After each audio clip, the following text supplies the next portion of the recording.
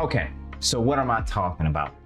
First, one thing before we get into this, please don't take my viewpoint or criticism as any intention to belittle, insult, or otherwise scold or alienate anyone or their position or viewpoint. We got a huge problem. Disproportionately and for historically anchored reason, our people are dying right now. Our people are dying because of poverty and being the underclass of America. Poverty and underclass are integral to the framework America was built with. We have to transform that framework, but we have to transform that framework before we can hope to stop the death from unarmed killings by the police and gang violence within our own communities. We as Black millennials are the current poised generation of leadership in our community. We are the keepers of both our parent and our younger siblings at the same time. We as Black millennials are now up to bat to do our part just as our predecessors did for us. They didn't fight for incremental concessions or murals. They transformed laws. We too must do the same for our future and our children. This is the thing. I know you're saying that's impossible.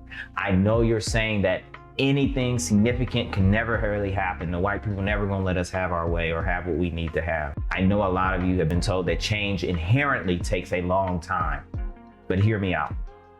Anything, absolutely anything is possible if we actually want it and are willing to go get it. We've seen all sorts of stuff happen over the past 2 years, overnight, essentially. In terms of the American government and the speed we know it to work at, we've seen things happen overnight, especially for Corona. We are now headed towards the gutter. I hate to say that, I'm not trying to be overly negative, and I know you think I'm blowing this out of proportion, but I believe that's where the apathy is really anchored. It's in the disbelief of the need, but this is for dead real.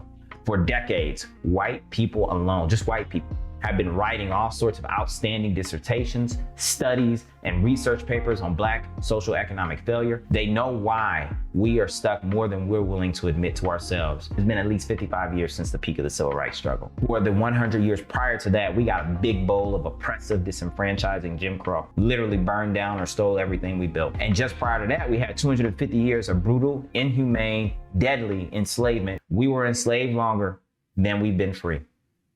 Our history of being brutally oppressed, disenfranchised, plundered, overly penalized, and terrorized is still very much influencing today. All the way down to the workplace, to the chair you sit in, to whatever you do for your day job. It's part of that experience you have on a daily. We can't outrun the consequences of that or the racial wealth gap that it created without truly transformative social economic justice. If the racial wealth divide is left unaddressed, median Black household wealth is on a path to hit zero by 2053. Did you know that? That's just 30 years from now. You still gonna be alive. You wanna see that in person? You wanna be here for that? Or are you gonna slide on off to a different country?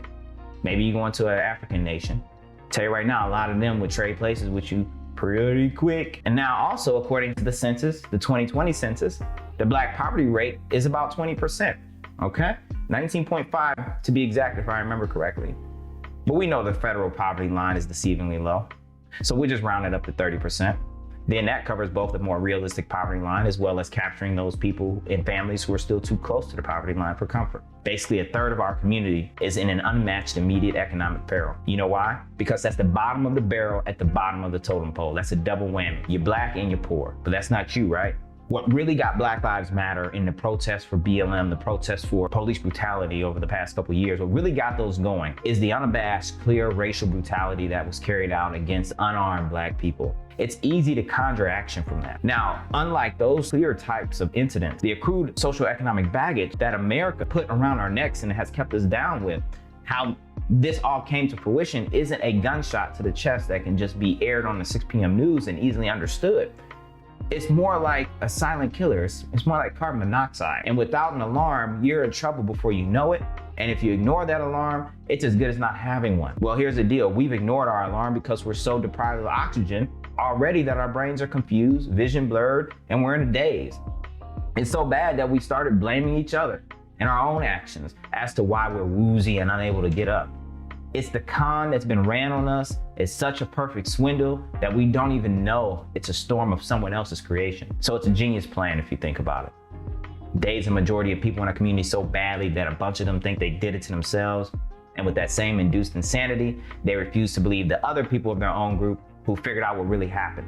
So let's look at another chart, shall we? This is a distribution of family wealth by race and ethnicity, straight out of our friends at the Federal Reserve Bank of St. Louis. Blacks are more on the left side of the distribution. We're the blue lines. We are strongly represented in both negative wealth, that's wealth less than $0, that's debt, that's total debt. We're also represented in the $0 to $25,000 bracket, okay, very strongly. The biggest part of this chart that I want you to pick up is this. Hispanics as a group have outpaced us in every bracket except negative wealth in the $25,000 to $75,000 bracket.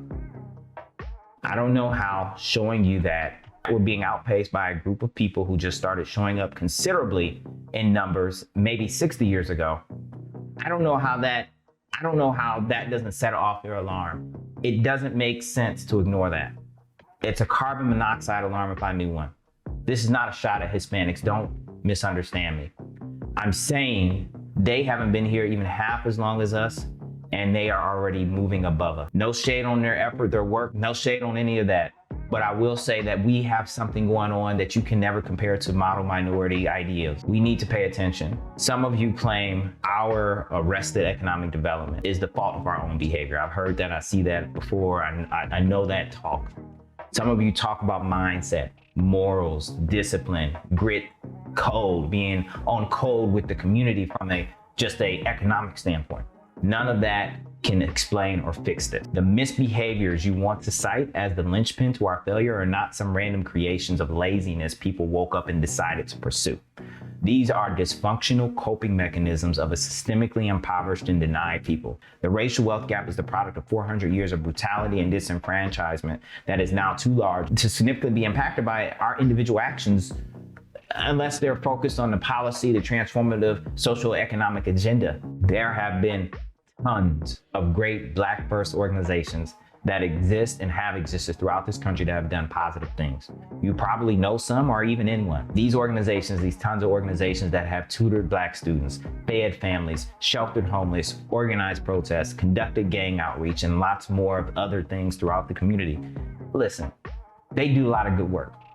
They do work that stops the bleeding where they can. They manage the problem. They try to reduce the severity. They try to reduce their occurrence. But they can't totally heal the wounds and prevent the reoccurrence totally. That is a massive job. And these are small organizations. So the fight that I'm asking for you to join, the fight that I'm asking for more people to join, is the one where we bring to end the wars that these organizations keep having to go to battle against every day. So let me explain this. Wealth is the ability to buy a house without PMI. Wealth is the ability to start a business properly capitalized that doesn't go under within the first year like most of our businesses do.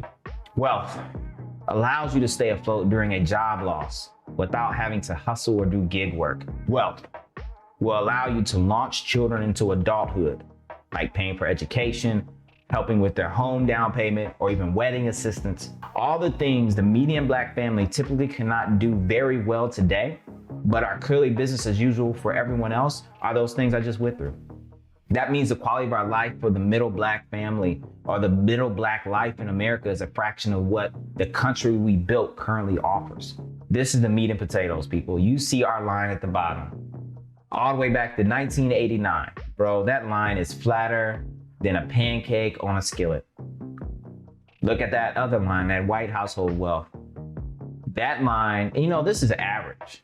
This ain't even trying to claim it's median. The median is just gonna blow your neck off. This is a quote from Time Will Not Heal: 5 Ways to Address the Inheritance of Black Poverty. Listen, in white families, poverty is almost never passed down like a disease. Yet, more than 1 in 5 Black Americans are in the 3rd generation of their family to be poor. Did you know that? I think when you have white people saying things like this over and over again in various studies over the past 20 years, you no longer have the option of pretending this isn't real. Okay. Darvell, what can we do? What do you want us to do?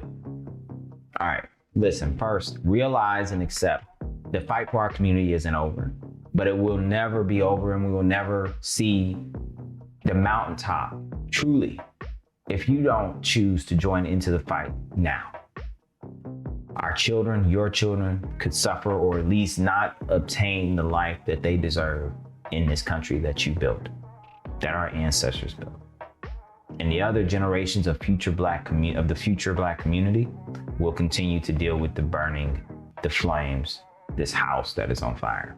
We need more people like you to see this, so people will at least start to think about this wealth issue. This wealth issue is real. I told you what happens when you don't have wealth, and you know what it's like when you don't have wealth because you probably grew up in a wealthless household. You've probably seen when things hit the rocks.